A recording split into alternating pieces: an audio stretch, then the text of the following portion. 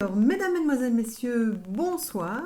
Aujourd'hui, je ne dirai pas bonsoir Joachim parce que nous ne sommes pas en studio, mais nous sommes en enregistrement avec une invitée que je vais vous présenter juste après. Mais par contre, je suis bien accompagnée de Kylian. Bonsoir Kylian, comment vas-tu? Bonsoir, ça va et vous? Très bien, très bien, très bien, en forme? Bah tout. Ah ben, c'est parfait, donc impeccable. Et donc Kylian, aujourd'hui, tu nous as préparé une interview avec une invitée que tu nous as trouvée. Oui, bien sûr, oui, j'ai eu ça via mes contacts personnels, via mes parents, quoi. D'accord, Et du coup, voilà, donc elle était ravie de participer, on est ravis de l'avoir. c'est ça. Et donc, c'est Madame Anne Fouquenet. Bonsoir Anne, comment allez-vous? Bonsoir Laurence, merci. Bonsoir Kylian, tout va bien de mon côté.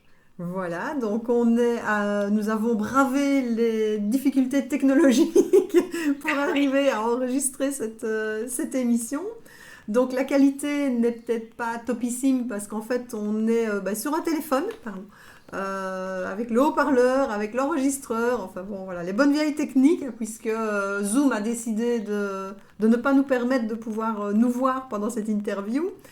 Et donc Anne, aujourd'hui, on va parler de vous, de votre parcours, de vos activités professionnelles, mais également de tous les changements que vous avez eus dans votre vie. On va faire un peu un petit tour d'horizon de qui vous êtes, si ça va pour avec vous. plaisir.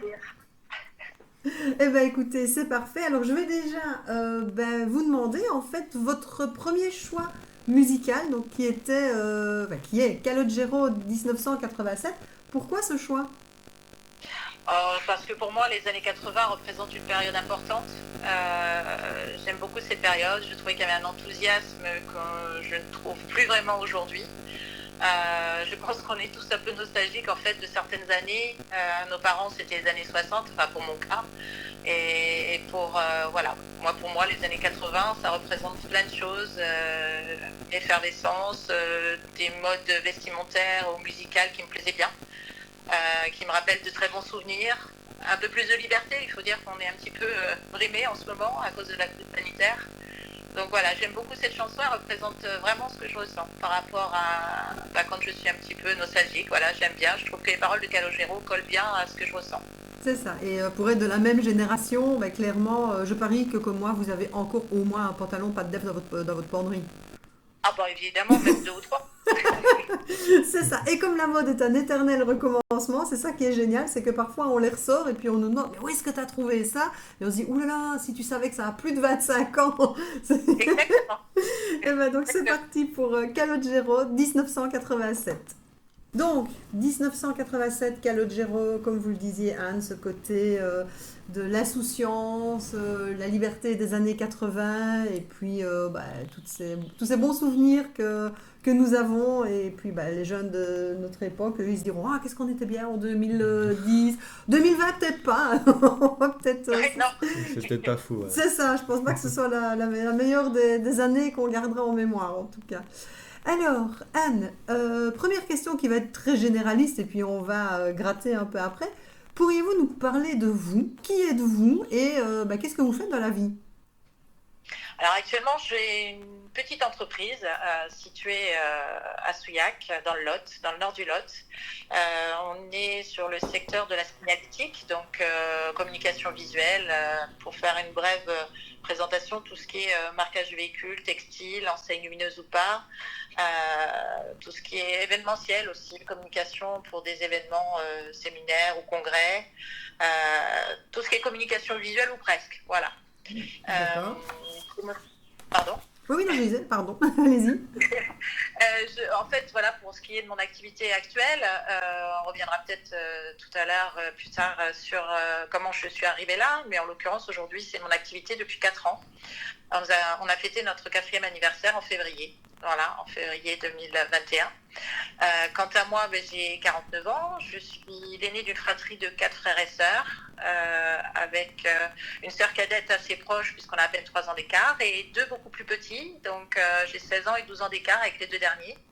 Ça a été aussi important, je pense, dans ma vie. Ça a influé certaines choses. Je pense que le cadre familial peut jouer largement son rôle dans la vie de tous les jours, y compris la vie professionnelle, Bien sûr. par des choix de vie, par plein de choses, par des connaissances et oui, des évolutions au sein de la famille qui m'ont permis aussi de grandir certains points. Pour ce qui est du reste, je ne sais pas, je vous présente un petit peu mon cursus dans les grandes lignes ou comment voulez-vous que je me présente? Je retourne en arrière depuis mes études. Faites comme vous voulez, en fait, c'était notre prochaine question. Donc, votre parcours professionnel, vous avez dit que vous souhaitez en parler plus tard, et nous aussi, donc ça tombe bien. Donc, Voilà, on peut le faire. partez, ouais, voilà, partez d'où Comme vous vous voulez. voulez. On n'est pas compliqué, hein, ce que vous jugez important. Nous D'accord. raconter.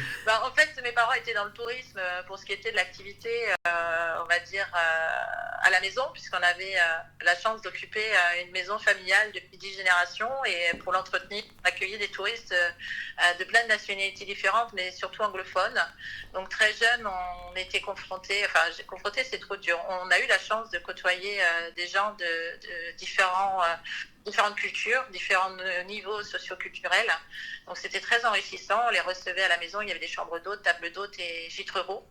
On a même été relais équestre et centre équestre leur période. Il nous a offert une ouverture d'esprit, la découverte aussi du travail en famille, parce que même si c'était pour aider nos parents, plus un plaisir de partager du temps avec eux, puisqu'ils étaient très pris. Mon père avait aussi une activité professionnelle la journée qui était différente. Il travaillait pour une entreprise anglaise.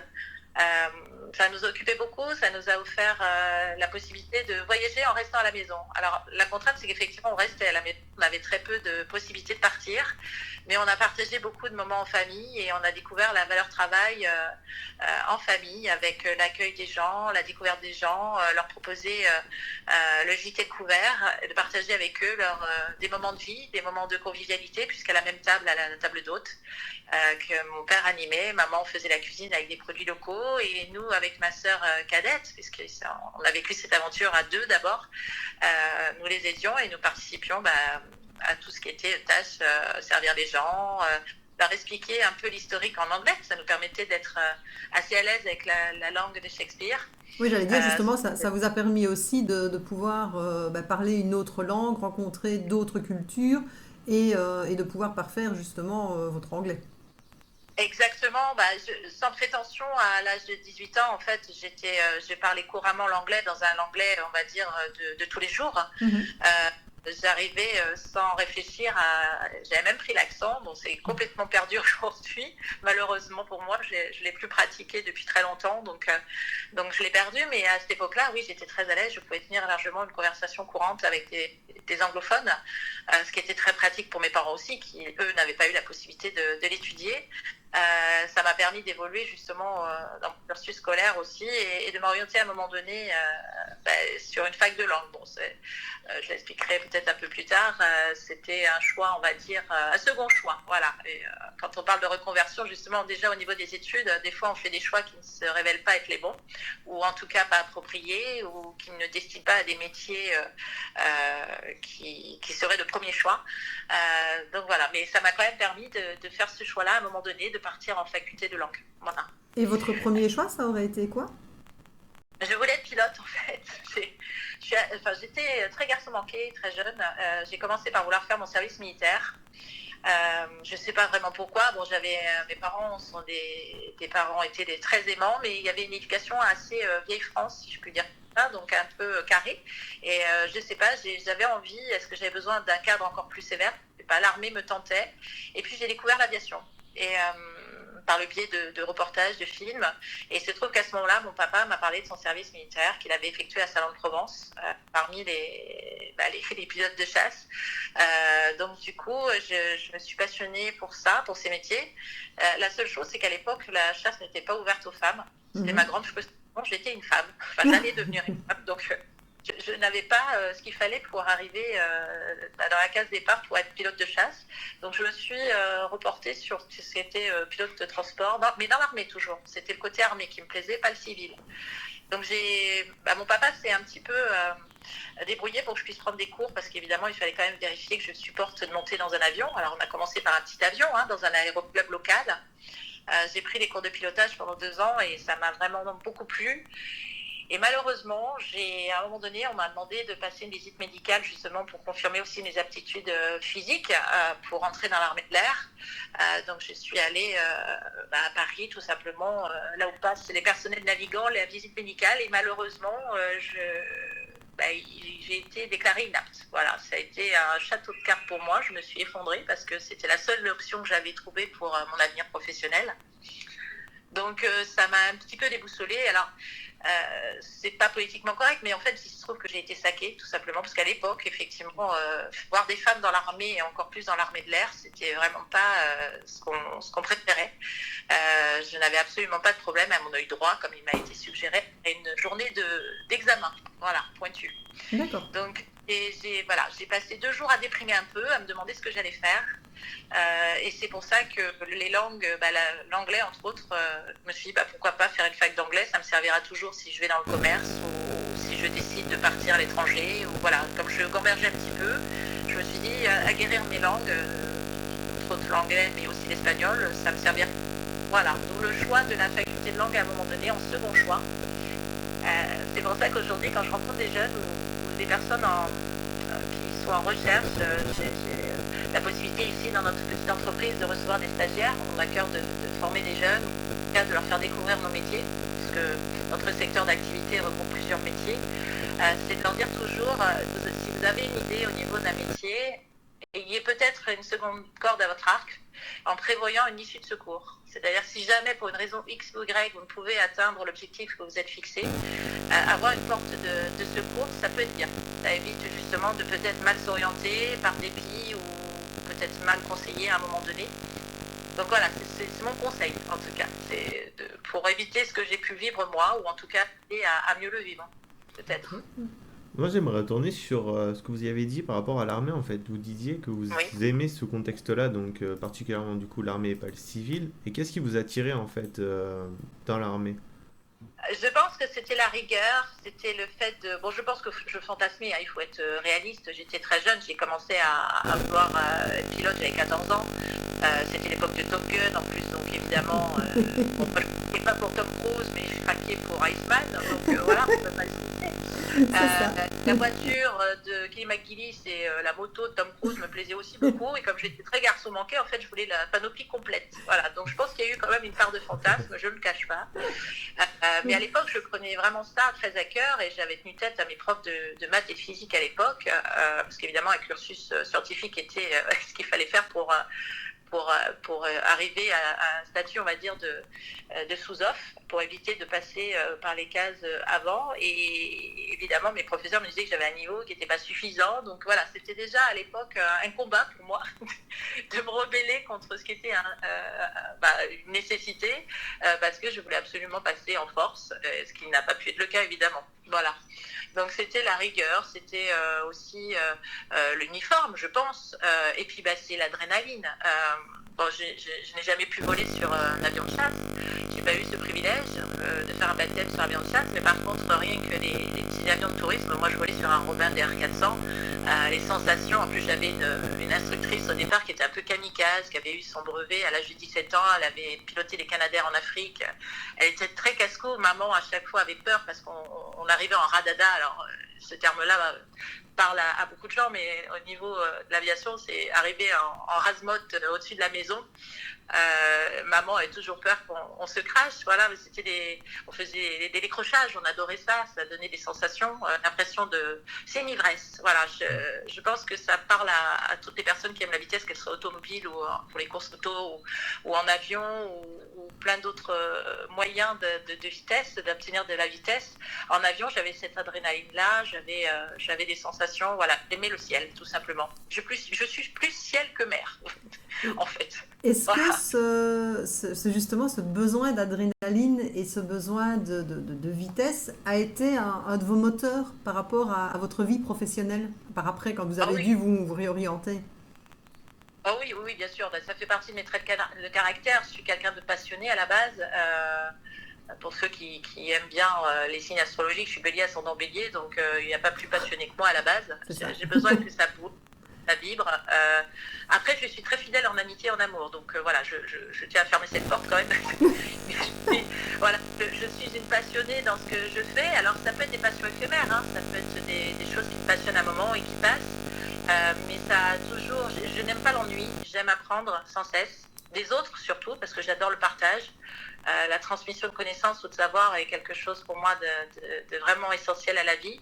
Ou m'isoler sur une île déserte, même s'il y a de gentils animaux et de quoi manger, c'est pas possible. Moi, même vendredi me suffirait pas.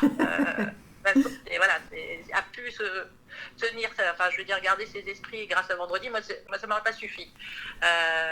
Oui, j'aime le contact, j'aime la transmission et je suis passionnée dans ce que je fais. Mon travail aujourd'hui me permet ça.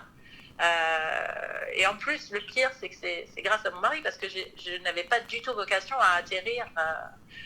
On reviendra certainement dessus un peu plus tard, mais je suis arrivée dans cette entreprise, Signalétique 46, et voilà, je m'épanouis vraiment parce que je ne peux pas m'y ennuyer. Il y a du contact avec des gens, que ce soit des fournisseurs ou des clients. On a une petite équipe, mais on s'entend très bien, c'est génial. Hein. On vit tous les jours les uns avec les autres.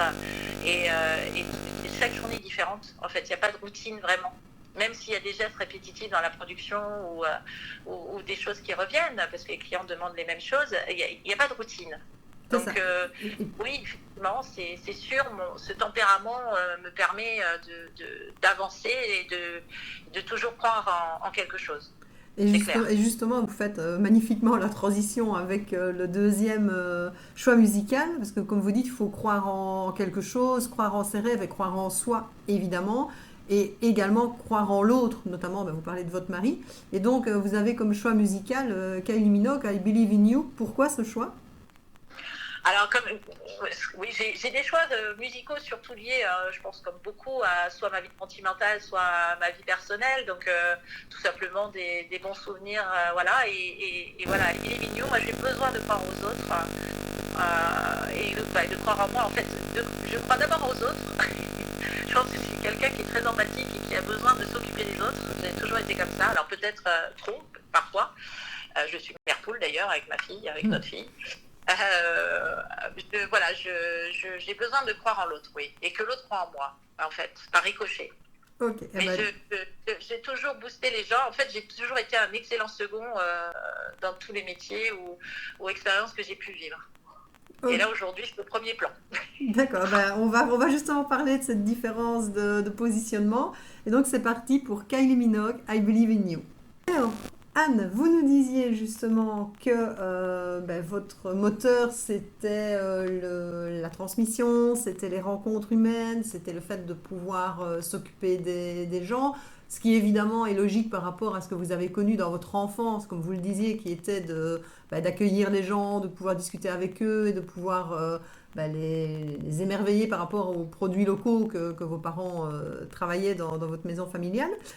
Alors, par rapport justement à votre parcours de vie, entre les études de langue et la direction maintenant de signalétique, quels ont été vos grands parcours en fait, vos grands changements de travail? En fait, tout simplement, par rapport à mon tempérament, ce que je disais tout à l'heure, la fac de langue s'est vite avérée une issue pas très favorable pour moi. Je m'y embêtais parce que je voyais bien que les métiers de l'interprétariat ou de professeur ou les métiers spécifiquement liés aux langues, puisque c'était pas une école de commerce ni une spécificité pour les études, c'était juste un moyen pour moi de ne pas perdre les langues et de peut-être trouver un échappatoire à un moment donné. J'ai quitté au bout de 2 ans la faculté pour travailler, tout simplement, comme je ne trouvais pas ce qui pourrait correspondre à mes envies. Vraiment, un commerce international me tentait un peu, mais je ne sais pas. En fait, je me suis retrouvée en couple à l'âge de 20 ans, pour être honnête. Et mon ex-conjoint en fait était graphiste et évoluait dans le monde du jeu vidéo et de tout ce qui était création d'images de synthèse et donc j'ai voulu travailler moi aussi, tout simplement, ne pas avoir ce décalage de la vie active d'un côté et moi étudiante. Donc j'ai commencé à faire des petits boulots. Donc déjà pendant mes études, je travaillais pour des agences d'événementiel en tant qu'hôtesse ou coordinatrice hôtesse, parce qu'on m'a très vite cerné au niveau du tempérament et je suis plutôt leader que suiveur, donc j'avais plutôt des responsabilités à chaque fois. On me demandait de composer des équipes d'hôtesses et d'autres pour accueillir les VIP ou des congressistes, tout simplement. d'encadrer des événements ou même de les organiser. Donc j'ai voulu rentrer dans une agence de com. Et là, j'étais confrontée à ce problème qu'on a en France depuis longtemps, c'est qu'on croit plus à un niveau d'études qu'en capacité que peuvent avoir les personnes parfois. Alors évidemment, des fois, on n'est pas réaliste parce qu'on a des compétences, mais il se trouve que je n'ai pas pu rentrer par la grande porte dans les agences de com ensuite pour des contrats longue durée. Donc j'ai navigué de petite mission à petite mission et puis de petits CDD en petits CDD. Et puis j'ai atterri dans l'hôtellerie. Alors là, c'était justement parce que nos parents nous ont inculqué la valeur travail, donc rester sans rien faire, c'était pas du tout dans mes prérogatives. Et puis j'ai un tempérament, c'est pas possible, je pense que vous l'avez deviné. Donc je prenais toutes les annonces qui me semblaient dans mes capacités. Donc comme on était au niveau je suis de la Vienne à l'origine, du 86, donc j'avais le Futuroscope à proximité. Mes parents d'ailleurs travaillaient beaucoup au départ à l'ouverture pour le Futuroscope. Le parc hôtelier était moins important. Et donc, j'ai commencé dans des hôtels. Alors, mon premier vrai poste, ça a été gouvernante d'étage. Je suis venue pour être femme de chambre, pour vous dire, en fait, parce qu'il n'y avait pas d'autres à ce moment-là. Et comme je voulais absolument travailler, j'y suis allée pour être femme de chambre. Et le directeur m'a proposé, mon niveau d'études, de prendre directement comme gouvernante d'étage. Donc, j'ai découvert ce métier de gouvernante d'étage avec 550 chambres, 3 aides-gouvernantes, 2 techniciens, voilà, donc c'était remplacer les techniciens le week-end, c'était vérifier les chambres et les faire si les femmes de chambre manquaient, organiser les plannings de 60 personnes, voilà, donc très vite, comme je vous le disais, encore des responsabilités qui m'ont fait mûrir, parce que c'est très compliqué de se faire respecter aussi par 60 femmes qui sont plus âgées que vous. C'est ça, c'est un métier qui est très très compliqué, qui malgré tout reste quand même, l'hôtellerie, un métier d'homme, ça reste quand même fort sexiste, et comme vous dites, même quand on est avec un groupe de femmes, soyons clairs, il n'y a rien de pire que de diriger des femmes. Alors là, je ne vous dis pas le contraire, pour avoir travaillé avec des femmes. Je suis désolée mesdames, mais je préfère mixité largement, voire même travailler potentiellement avec des hommes. Exactement, c'est très très compliqué de travailler avec que des femmes, et comme vous dites en plus, quand on est jeune et sans diplôme, et en plus vous cumuliez tout, le fait de dire j'arrive et je dois me faire respecter par des personnes qui sont là depuis plus longtemps que moi et qui sont plus âgées que moi, clairement c'est très très compliqué. Donc ça j'imagine. Oui, allez-y. Non, pardon, je ne voulais pas vous interrompre. Pour l'anecdote, en fait, j'ai été respectée le jour où l'une d'entre elles a crevé un pneu. Et comme j'étais assez garçon manqué, j'étais dans la capacité de lui changer. Évidemment, elle m'attendait tout au tournant des étages. Elle regardait ce que je faisais et comme j'ai réussi à le faire, j'ai été applaudie. Et c'est à partir de ce jour-là, vous voyez, ça n'a rien à voir avec le job. Elles ont commencé à mieux me respecter et à être plus faciles, plus dociles avec moi. Parce que quelque part, je représentais l'inspectrice des travaux finis, même si je les remplaçais ou les aidais ponctuellement, comme je vérifiais l'état des chambres après leur passage. Effectivement, c'est cet événement d'avoir changé un pneu sur le parking de l'hôtel qui a fait que j'ai été respectée. Donc, vous voyez, ça n'a rien à voir avec le job en lui-même. Voilà, donc oui, travailler avec des femmes, c'est très complexe. D'ailleurs, c'est dommage parce que c'est souvent une question de bêtises. Ça peut être de la jalousie, ça peut être plein de petites choses qui peuvent être anodines, mais prendre des proportions justement débordantes. Donc, de semer une mauvaise ambiance dans une équipe. Voilà. Donc, c'est pour ça on le partage ensemble apparemment. C'est que travailler qu'avec des femmes, c'est très compliqué. Moi, j'avais une question. Donc, Oui. quand on vous écoute, vous avez l'air quand même assez confiante de vous. À l'époque, vous étiez plutôt ambitieuse. Vous parliez couramment anglais. Est-ce qu'un jour, vous étiez tentée d'aller vivre à l'étranger, de recommencer, on va dire pas une nouvelle vie, mais justement si, dans le sens où vous n'avez pas pu réaliser votre rêve, donc de pouvoir recommencer de nouvelles choses, avoir de nouvelles portes, en fait. Je me suis bien posé la question, Kylian, effectivement. En plus, mes parents, enfin surtout papa, m'y encourageaient, mais on est extrêmement famille. En fait, on est très soudés, des parents, voilà. Et partir à l'étranger m'a tenté, mais c'était pas pour du long terme pour moi. Donc en gros, comme j'étais en couple depuis l'âge de 20 ans, bon, j'ai passé 11 ans quand même avec cette personne, je suis restée établie. On a eu plusieurs projets de partir à l'étranger, mais non, on est resté en France et du coup, je trouvais toute annonce qui pouvait m'intéresser ou dont j'avais les aptitudes, parce qu'il y avait beaucoup de CDD et peu de CDI, en fait, cette période-là, je prenais. Donc, je cumulais des expériences, j'enrichissais mon CV. À chaque fois, j'étais plus riche de chaque expérience.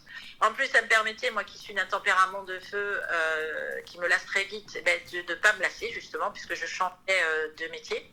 Pour vous dire, là, pour une autre anecdote, il y a une amie de mes parents qui était un peu plus âgée, femme de notaire, qui n'avait jamais travaillé de sa vie, et qui avait une éducation très classique, et qui avait dit à maman, votre fille, elle y restera jamais dans ce poste-là, parce qu'elle est instable. Et je l'avais très mal pris, parce que en fait, je prenais à contre-courant qui me semblait être l'avenir, c'est-à-dire de ne plus passer 30 ans ou 40 ans ou 50 ans dans la même entreprise, d'avoir ces médailles du travail, ces médailles que l'on remettait et que l'on remet encore dans certaines entreprises. Je ne voyais pas du tout passer ma vie dans la même boîte, à moins d'avoir la possibilité d'évoluer sans cesse, mais il me semblait que 50 ans, c'était vraiment très long et que l'évolution ne pourrait pas me garantir, on va dire, une complète satisfaction de mon travail sur une aussi longue période. Et j'avais tellement soif de découvrir d'autres choses, c'est que dès que je pouvais gravir des échelons, je le faisais, mais si c'était bloqué, je partais. Après, effectivement, comme il y a eu pas mal de CDD, je terminais un CDD, c'était très saisonnier aussi, hein, les saisons en hôtellerie, on les connaît, donc souvent les équipes étaient prises pour une saison, et pas forcément renouvelée l'année suivante. Moi, de toute façon, je n'attendais pas, donc je prenais l'émission qui me semblait être dans mes compétences, encore une fois, ou qui me plaisait. Et c'est vrai que c'est... Pardon. Oui. C'est vrai que c'est important parce que vous le dites, alors moi j'ai un CV un peu comme vous, en mode il ne tient pas sur une page, quoi. Ce côté où ça peut sembler en effet être un CV d'une personne instable. Et je suis exactement dans le même cas de figure, c'est que moi, quand ça m'amuse, et tant que j'y trouve mon intérêt, et tant qu'en plus je peux amener ma plus-value à l'entreprise, je reste. Par contre, quand je commence à me poser la question le matin de savoir pourquoi je vais travailler, je pars. Et c'est vrai que c'est important de pouvoir aussi donner cette image à la jeunesse de maintenant, de se dire, oui, le CDI, tout le monde pleure après le CDI, c'est pas nécessairement la panacée, c'est pas nécessairement comme ça qu'on peut faire une super vie hyper enrichissante. Et le fait d'avoir cette notion de je prends ce qui vient et puis je sais que ça a une fin, donc je vais m'y donner à fond, mais par après il faudra que je me décarcasse pour trouver autre chose, c'est aussi une preuve de courage et c'est une preuve de maturité, de se dire la vie c'est ça en fait, parce que votre CDI c'est bien beau, mais si demain votre entreprise ferme ou que pour une raison ou pour une autre il y a une restructuration, votre CDI il n'a plus aucune valeur, quoi. Donc, après, chez les jeunes, ça s'envie vraiment de moins en moins d'intégrer une grande entreprise. C'est ça. C'est souvent, on a plus l'envie de voyager, de faire vraiment quelque chose qui nous plaît au détriment de l'argent. Voilà, c'est ça. Et on ne fera pas aujourd'hui, c'est très difficile de faire rêver un jeune avec un CDI. Quoi. C'est ça. Et c'est plus la valeur de l'argent qui prime maintenant, même c'est la valeur du sens en fait. Ouais, voilà, c'est ça. Et même au contraire, si on vous préserve, on vous annonce un avenir plein de différentes expériences, ce sera forcément beaucoup plus enrichissant que 50 ans dans la même boîte. Quoi. C'est ça. Et quand vous êtes... alors maintenant, quand vous êtes arrivé chez Signalétique, comment vous vous êtes adapté, puisque là, vous avez pris une direction de l'entreprise, si j'ai bien compris, en collaboration avec votre mari. Comment vous avez justement décidé ce choix de se dire à un moment donné, hop, je crée ma propre boîte en fait? Alors, le parcours a été entre l'hôtellerie où j'ai fait quelques saisons, où j'ai même travaillé aussi pour une grande enseigne de coiffure, alors que je ne suis pas du tout coiffeuse ni esthéticienne, mais comme j'avais du tempérament, on m'a justement recrutée pour mon tempérament, pour gérer l'équipe et éviter qu'au planning, il y ait des jalousies, parce qu'on le sait très bien, comme des femmes, en général, on aime bien avoir le même coiffeur ou la même coiffeuse ou la même technicienne pour la couleur ou les mèches dans un établissement de ce type. Donc, il fallait quelqu'un à poigne pour pouvoir éviter les conflits. J'ai aussi, donc c'était encore aussi là une particularité du job et on me permettait en plus de vendre des produits qui étaient autres parce qu'il y avait une dérogation dans ce salon. Donc ça a été aussi très enrichissant. Après, vous allez comprendre pourquoi j'en viens à ces sujets-là avant d'arriver à Signalétique. C'est mon parcours qui a fait que cette décision. J'ai aussi été en fait chargée de mission pour la Fondation Agir contre l'exclusion, avec comment dirais-je, la création d'un club d'entreprise sur Brive, en Corrèze. Voilà, j'ai fait ça pendant 2 ans. Pareil, c'est un cumul de CDD. Il faut savoir que les organismes de formation ou autres, c'est souvent du CDD. Même s'il a été question à un moment donné d'un CDI, j'ai été aussi chargée dans une agence de communication. Alors là, j'avais fini par rentrer dans une agence de communication, j'en parlais tout à l'heure, parce que j'étais stagiaire pour créer ma propre boîte, pour reprendre en fait l'entreprise familiale. Donc ça a été le premier projet de moi qui avais dit qu'il fallait pas, enfin c'était compliqué d'avoir une société en France pour différentes raisons. À cette époque-là, comme il s'agissait de sauver le patrimoine familial et de prendre le relais de mes parents, j'avais tenté quand même de monter un dossier et j'avais suivi une formation en tant que porteur de projet. J'ai été accompagnée et il se trouve que l'une des cadres de cet organisme m'a proposé le poste d'assistant de communication pour organiser une édition de la création reprise d'entreprise en Poitou-Charentes. Donc j'ai fait ça plusieurs mois et comme c'est encore du CDD, dès qu'il y a eu ce salon d'organiser qui a été une grande réussite, d'ailleurs j'avais aussi encadré des hôtesses et d'autres et là participé pleinement à la création de cet événement qui était très important sur Poitiers, je suis passée dans le service formation et là je suivais les justement porteurs de projets que j'avais été sur 5 ans, donc de la création, enfin déjà de la création du projet, si la concrétisation se faisait derrière, combien de temps l'entreprise perdurait derrière, parce qu'évidemment beaucoup de gens créent des entreprises, mais malheureusement il y a des entreprises qui ne tiennent pas, qui ferment bientôt. Le parcours d'un porteur de projet qui devient chef d'entreprise, c'est pas évident, c'est pas donné à tout le monde. Il n'y a pas qu'une question de tempérament, il y a plein de choses qui rentrent en ligne de compte. Donc c'était aussi, je dirais, important dans mon cursus. Tout ça pour en venir au fait qu'à un moment donné, je suis arrivée dans un organisme de formation. Alors là, pour le coup, j'intervenais en prévention des décrochages scolaires chez les jeunes, en collège et lycée, et pour suivre des adultes, pour les remettre à l'emploi, pour différents organismes. Donc, ce qui m'a permis également de mettre mes compétences et mon envie d'aider les gens au service d'une culture pour améliorer donner plus de chances à des personnes accompagnées de trouver leur voie ou de trouver un travail. Voilà, c'était encore du CDD. À ce moment-là, mon mari décide, en plus de ses occupations professionnelles, puisqu'il travaille dans une société, il a décidé de reprendre une société qui était en train de fermer, qui était destinée à la fermeture, sur Souillac. En fait, il connaissait l'ancien gérant. Ça faisait 20 ans qu'elle existait, cette structure. Il connaissait bien un des anciens salariés qui n'avait pas de travail à ce moment-là et qui souhaitait remonter quelque chose. Donc, mon mari m'a dit, écoute, moi je suis occupée par ailleurs, mais est-ce que ça tente de rentrer dans l'aventure Signalétique 46 ? Alors je vous dirais qu'au début, je me suis dit, oulala, gérer une société, je sais ce que ça implique, comme on a une fille qui va avoir 9 ans, une petite fille, parce qu'on est une famille recomposée, il a 2 grands-enfants, mais on est grands-parents d'ailleurs, moi par alliance, on a aussi jeunes vieux-parents, une fille qui va avoir 9 ans. Donc j'avais peur de passer aussi à côté d'elle. La vie de famille, c'est un projet familial de créer une société, de monter une société. Donc il faut que vous soyez pleinement accompagné par vos proches, parce que si vous avez la contrainte d'insatisfaire ou de prendre des brimades parce que vous investissez, parce que vous n'avez pas toujours des horaires de fonctionnaires, loin de là. Les fonctionnaires le prennent pas mal, mais effectivement quand on a sa propre boîte, le soir on ne peut pas débaucher à la même heure, on ne peut pas mettre un client dehors, on réfléchit la nuit, on y pense le week-end, on y pense 365 jours sur 365. Donc c'est vraiment un projet de vie, un projet qui englobe toute la famille, puisqu'il y a des conséquences sur la famille, sur le fonctionnement de la famille. Donc ça c'est aussi important pour la réussite du projet. Donc on a juste, comme on a 2 tempéraments forts, j'ai juste dit que je voulais effectivement bien entrer dans l'aventure, mais à partir du moment où j'étais en pleine capacité d'utiliser mes compétences et de ne pas être gênée par sa présence à mon mari. D'accord. Donc au niveau, ça reste le président de la structure, donc je le consulte. Je lui demande conseil pour tout ce qui est gestion. Il peut donner son avis effectivement par rapport à la structure. D'ailleurs, le vendredi en général, comme aujourd'hui, il est avec nous parce qu'il aime bien voir comment ça se passe. Lui, ça lui permet de ne pas être dans son bureau avec le défilé incessant des collaborateurs au sein de l'entreprise de son côté. Donc ça lui permet d'avoir un regard bienveillant et de conseil. Et sinon, pour le reste, il me laisse faire. Parce que sinon, avec nos deux tempéraments, c'est absolument pas possible de collaborer. On ne fait pas partie de ces couples qui pourraient travailler ensemble 24 heures sur 24. C'est pas possible. Alors ça, je vous comprends tout à fait, parce que moi, c'est pareil. Je travaille avec mon mari, on est deux dans la société et on est deux indépendants. Tous les deux, lui, indépendant depuis 35 ans dans le domaine des assurances. Et on a fait exactement la même chose quand on a démarré l'entreprise. J'ai dit, OK, on travaille ensemble pour l'entreprise. Mais par contre, j'ai 51%. et c'est moi qui gère.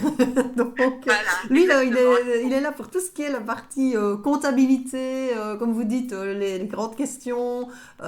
Et comme l'activité est vraiment basée sur mes compétences au niveau professionnel, ben c'est vrai que c'était très bien comme ça.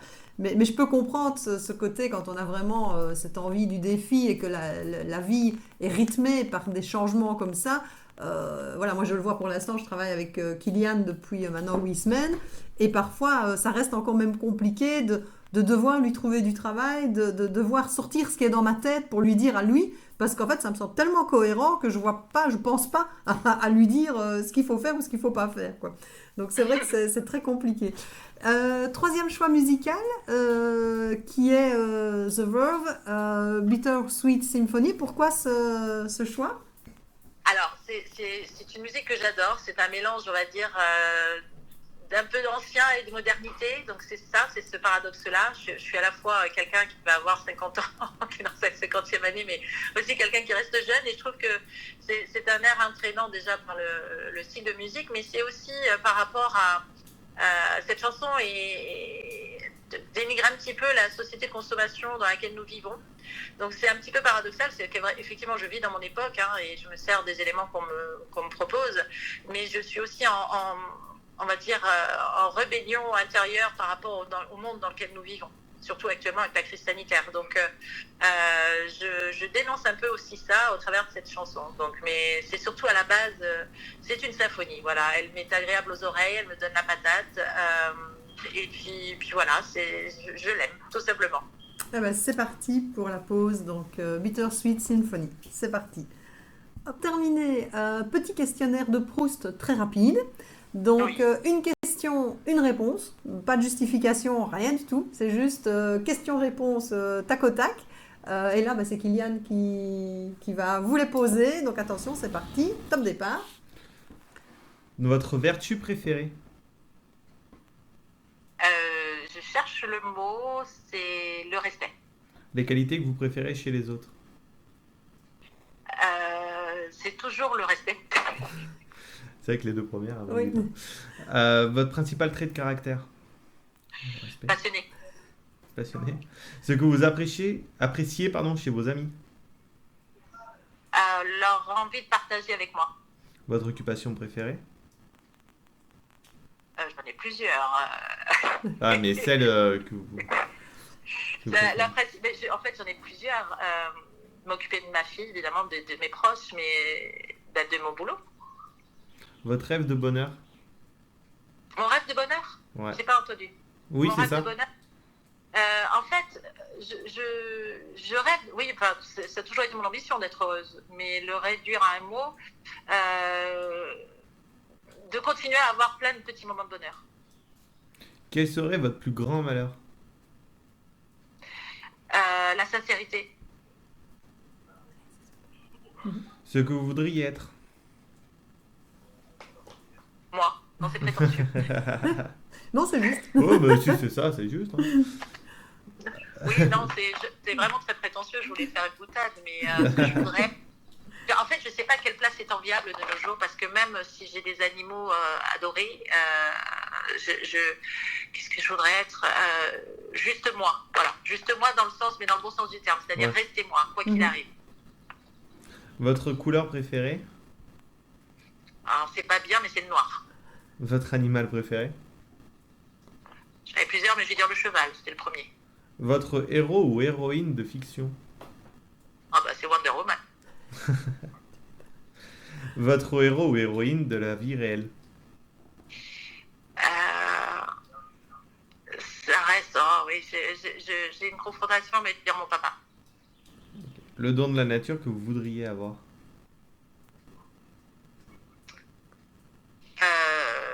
La renaissance perpétuelle. Et donc, quel est votre mantra ou votre citation préférée? Celle qui vous fait avancer? Qui peut plus, peut le moins. C'est celle que mon papa me disait. Ok. Eh ben, en tout cas, c'était vraiment très très chouette de vous avoir, Anne, et alors point de vue énergie, je pense que là, on a bien boosté tout le monde après votre punch et votre dynamisme. Donc ça, je trouve vraiment top. Alors, moi, je suis un peu déçue quand même. Parce que franchement, dans les 4 musiques, vous m'avez même pas mis Take My Breath Away de Berlin. C'est quoi cette histoire? Je n'étais pas trop romantique, vous voyez, pour aujourd'hui. Donc, Voilà. Effectivement, je l'ai écouté des milliards de fois. J'ai dû casser les oreilles de mes parents un milliard de fois. Et voilà, Take My Breath Away, ben oui, effectivement, ça aurait pu être un choix. Mais pour aujourd'hui, non. Voilà. Et ben donc, par contre, on va terminer avec Dépêche Mode qui est Enjoy the Silence. Et donc, pourquoi ce choix? Ben voilà, profiter du silence par moment. Moi qui suis une grande bavarde, quand je suis bien, parce que je peux être aussi muette comme une carpe et là c'est pas bon signe. C'est justement de apprécier le silence, les moments de silence, qu'ils soient n'importe où, que ce soit dans une église, dans la nature, dans son bureau, en voiture. Chez soi, à écouter les oiseaux. Voilà, c'est pas vraiment le silence d'ailleurs avec les oiseaux, mais voilà, il faut profiter des silences. Des petits moments qu'on peut avoir aussi avec soi, parce que comme vous le disiez, c'est important de pouvoir se recentrer sur soi-même aussi de temps en temps.